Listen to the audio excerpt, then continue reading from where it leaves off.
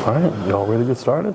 Anytime you are. All right, cool. Well, guys, welcome to the Coastal Conservative Podcast. We are live here in Baldwin County Satellite Courthouse with our special guest today, Judge Bill Scully. Judge, welcome to the podcast. Thank you. Thank you for inviting me. Yeah, absolutely. So let's dive right into it. Tell us a little bit about yourself and what type of cases you guys provide over right here. Well, I am the district court judge. We have several different levels of courts in Alabama. The top, of course, is the Supreme Court, and they hear written appeals from down below. And then we have a court of appeals. There's a court of criminal appeals, a court of civil appeals. Those are all in Montgomery. Locally, we have the circuit court. The circuit court is where you have things like jury trials up in Bay Minette for the most part. Circuit court also handles divorces, for example. And then in the basement is the district court, and that's where I am. I'm in the basement. I call district court the flea market of the judicial system. Okay. Because I get a little bit of everything, and not just a wide variety, but some of the more unusual things come to district court. We do small claims, evictions. I do misdemeanor trials, things like DUIs and traffic, misdemeanor drug cases like possession of marijuana and that kind of thing. And I also set all the bonds in Baldwin County. I do, well, not all of them, but most of the bonds come through my courtroom. And so there's two district court judges right now, myself and Judge Thomason. And we, the two of us also, in addition to our regular district court jobs, we share about 50% of the domestic relations cases because we've got so many domestic relations cases. Judge Bosch, who is our assigned domestic relations circuit judge, handles about 50% of those by herself, and then Judge Thomason and I help fill out the docket. So that's sort of a general view of what we do. Okay, awesome. Well, happy birthday, by the way. I understand yesterday was your birthday. Hope you celebrated well. I am both the newest and the oldest judge on the bench in Baldwin County. Oh, so. Wow. Hold both of those titles. That's right, exactly. Awesome.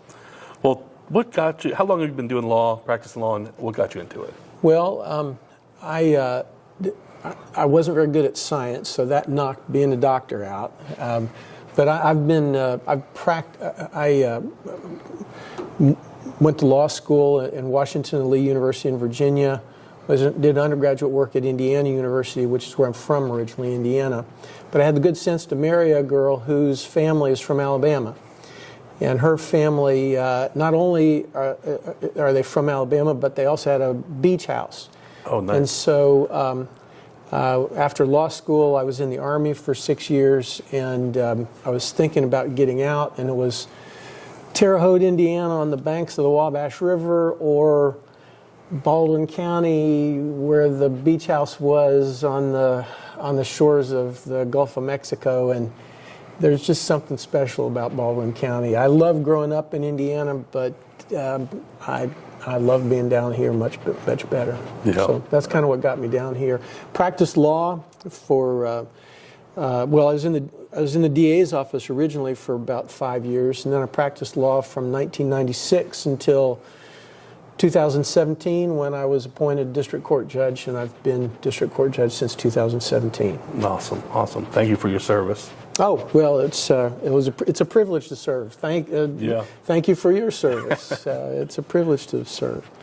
I was a JAG officer on active duty, and also continued on in the reserves. I was a JAG officer in the reserves for the remainder of my career, and was deployed in 2003, 2004. Okay. So I did a little bit of everything. Nice. Where were you deployed to? The headquarters. I was in we were the theater logistics headquarters, the 377th Theater Sustainment Command, and so the headquarters is in Kuwait. Oh, wow. And we had people throughout Iraq and also in Afghanistan. I was 90% of my time was in Kuwait. Wow.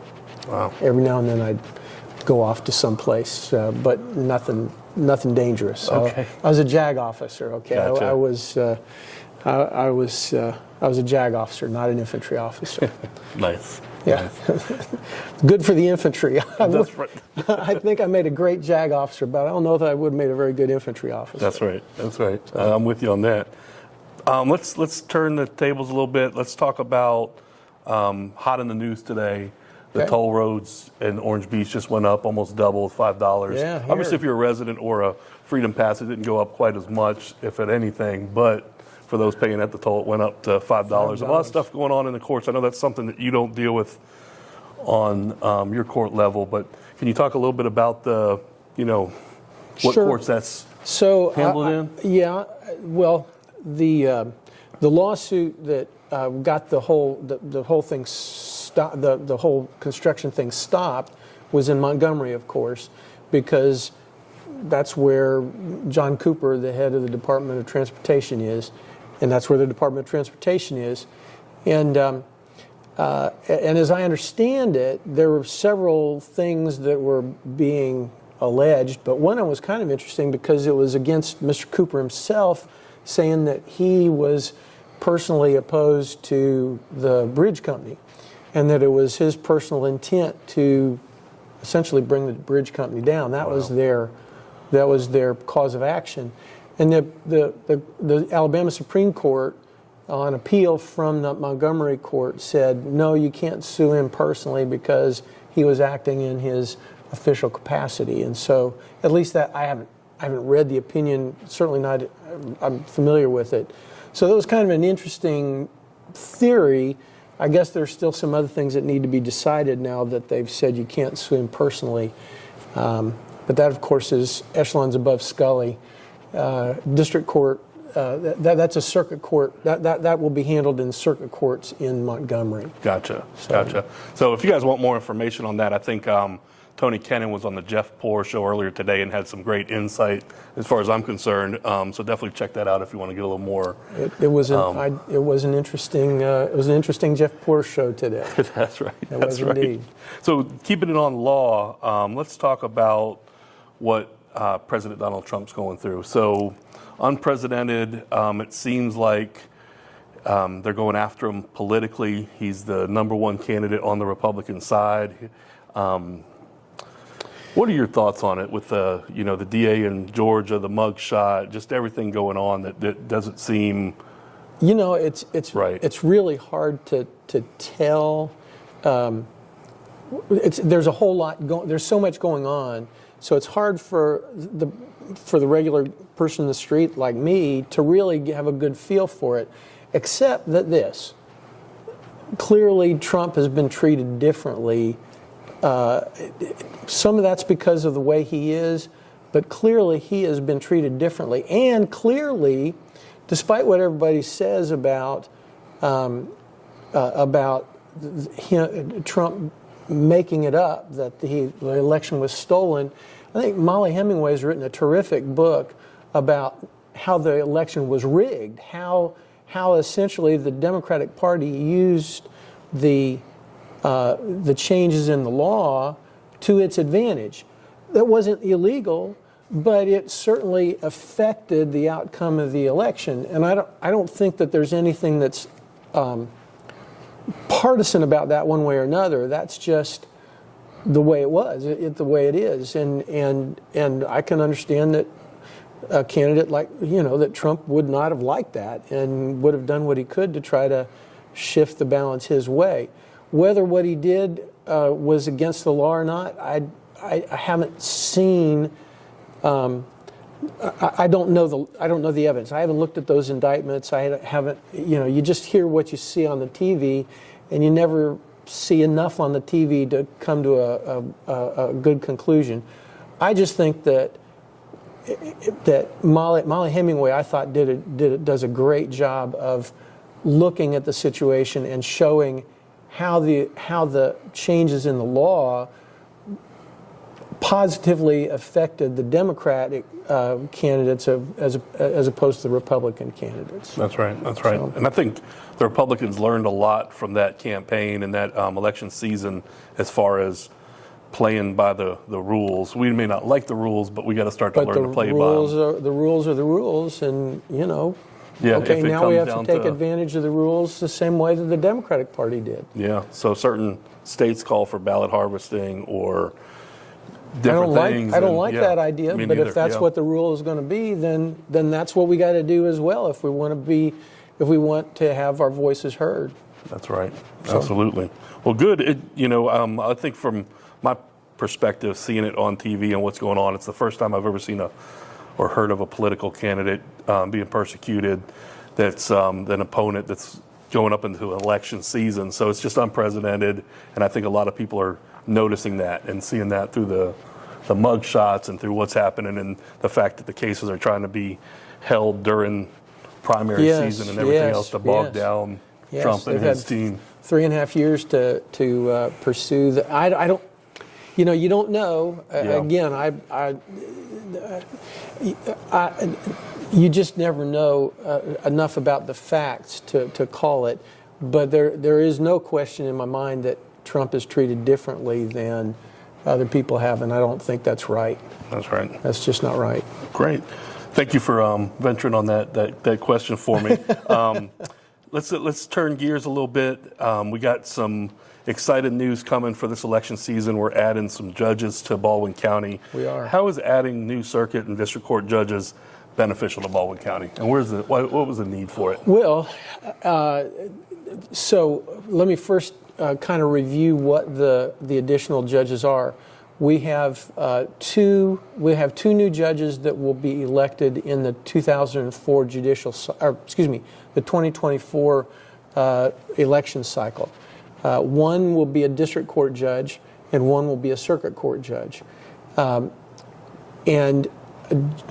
our presiding judge, Judge Stankowski, has indicated that it is his intent, and that there's nothing written in stone about this. I don't know that he's made a final decision, but he thinks that that our domestic relations situation is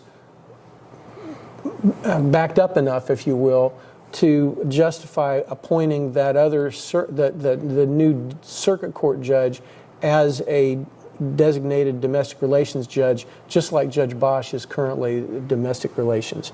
Gotcha. And that would then probably take it off of Judge Thomason and myself, and we would revert to a totally district court position and not have that additional circuit court work, which is fine. Now the other district court, the other judgeship is going to be another district court judge. One of the things that's probably going to happen at some point will be that right now Judge Bosch handles the juvenile court as a circuit court judge. That probably will come back at some point to the district court. That's probably what's going to happen. None of that's written in stone, and I'm not. I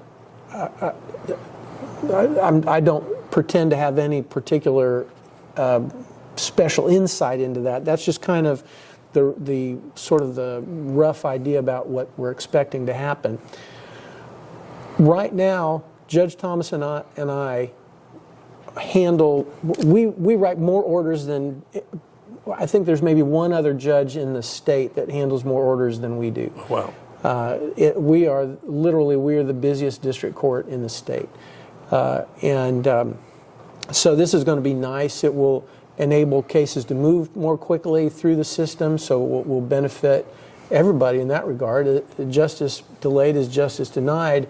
I'm pretty proud of how we move the cases that we move, and I think we do a good job, but I think the extra judge will help out. And the other thing is that people want to know that their cases are being heard and that they're being taken seriously. Right now, sometimes the pressure of moving cases forward, which is, I think, the most important thing, sometimes in doing that, sometimes people don't always get as full an understanding of what the judge is doing in their case as they might otherwise. In other words, I don't always have time to write an opinion on why I'm dismissing an eviction, for example. I'm just making that up as an example. Right. So that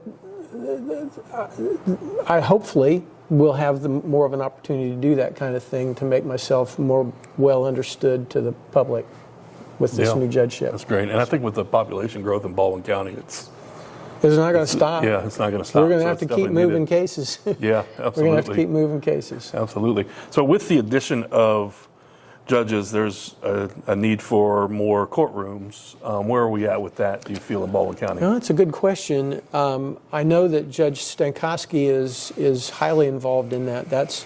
He's the presiding judge, and I know that he's engaged with the county commission on that. I don't think there's any question but that we're going to have to expand. This is my understanding. Again, I don't pretend to have any inside information, but expand the courthouse perhaps in Bay Minette so that we can have more jury trials, make some of the space that's up there more usable for jury trials. I'm not really, again, I'm not involved in those negotiations and those plans. But I don't think there's any question but that we're going to have some more space up there. Gotcha. And once these judges get elected, their term will begin in 2025? January of 2025. 2025. So a little bit of time to plan it out, hopefully. Yeah. So great. Let's talk about community service and Veterans Court. Okay. So we have actually three types of what we call treatment courts in Baldwin County. We have the drug court. People have been hearing about drug court for a long time. We have mental health court, and which is the newest one, and we have Veterans Court. And these all have a similar sort of scheme, if you will, or a similar structure. That's the word I'm looking for. The idea being that if you have to complete a rehabilitation or treatment program, and if you complete that treatment program successfully, the case can be dismissed at the end. And the extra oomph that these courts have to try to get the defendant to engage and participate in the rehab is that when they fall off the wagon or they don't do what they're supposed to do, the judge has the ability to sanction them, put them in jail, for example, for some period of time or some other sanction. Now, Veterans Court is specifically set up to provide that kind of help to people who have prior military service, and is specifically geared towards the types of issues that service members have. Specifically, I guess, or maybe not specifically, but more commonly, substance abuse and domestic violence. Those are kind of their meat and potatoes type cases. Judge Thomason is our Veterans Court judge, and Judge Thomason just does a spectacular job. She's recruited she's recruited a team that involves people who provide services to the veterans, like the Veterans Administration and Alta Point and various rehab programs. And then she's also recruited a team of mentors, people who are available to help the veterans, to sort of somebody that the veteran can talk to if they're having trouble or can get some advice from. And she's just really done a spectacular job in putting that program together. And they're in the Foley Satellite Courthouse. And then Judge Taylor is our drug court judge, and he also handles the mental health court. Mental health court is the newest court, the newest treatment court, and again, it's and the smallest one, I guess. It's geared towards helping people with mental health problems who, since the, in the maybe the last 10, 12 years, we've shut down all of the mental health, the inpatient mental health, almost all the inpatient mental health facilities were shut down. And we have very little we can do with people who have mental health problems, and they wound up being in jail because they wind up committing crimes, or they wind up on the street doing crazy things. And so this is an effort to try to help those people through the military justice system, through the justice system, and provide some solutions for those people. So that's great work what you guys are doing. Yeah, we're pretty fortunate that we've been able to get that done. Yeah, it's making a big impact on the county, and thank you guys for that. It is. Well, Judge Thomason does the Veterans Court. Like I said, I do have a little portion on that. I do, as I said, I do almost all the bond hearings, and I do a screening at that point.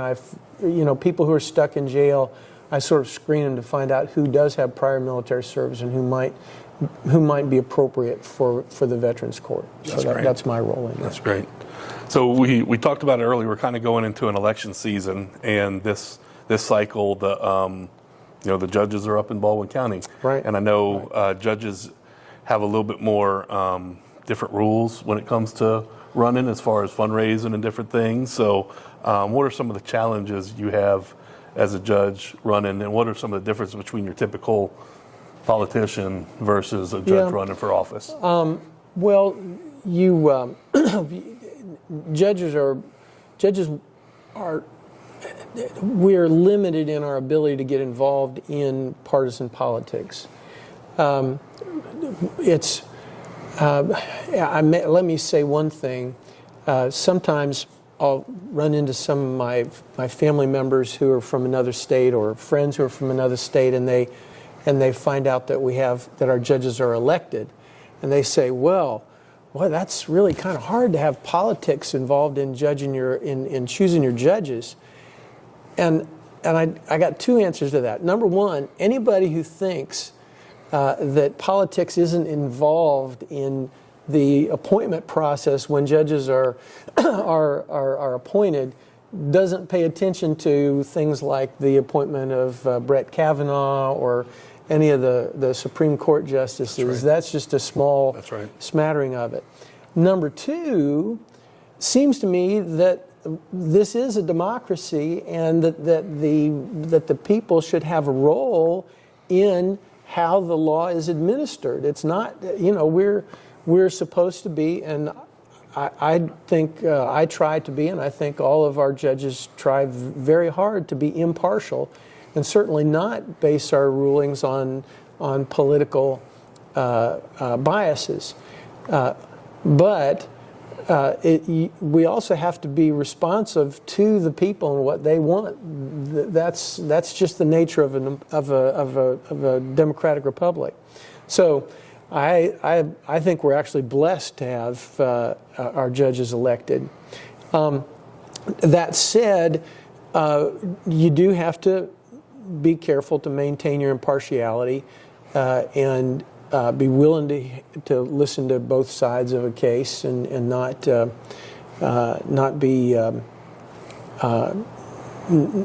be too much engaged in that political roughhouse that goes on. Gotcha. So those are the difference. We also the solicitation for campaign funds is a little bit different. We're not allowed to directly solicit campaign monies, and you also have to be careful about that, because you don't want to give the opinion that somebody can buy off a judge by paying for their, get a better ruling out of a judge because you've made a campaign contribution, and so we try to be attentive to that. Gotcha. That makes sense. Yeah, it's probably a fine line to. It can be. It can be. So talking about campaigns, one thing that I love about you, Judge, is I see you everywhere. I can't tell when you're campaigning or not campaigning, because you're always coming to the events. This time of year, we start getting people coming out that, obviously it's election season, but you've always been involved with coming to chamber events, coming to different luncheons, things like that. So I really appreciate that about you. Well, thank you. If you're going to be involved in your community and rely on your community to pay your salary, then you ought to be involved in your community. You ought to be out and seeing what people think and what's important to people, and where possible, helping out. So I hope I'm able to do that.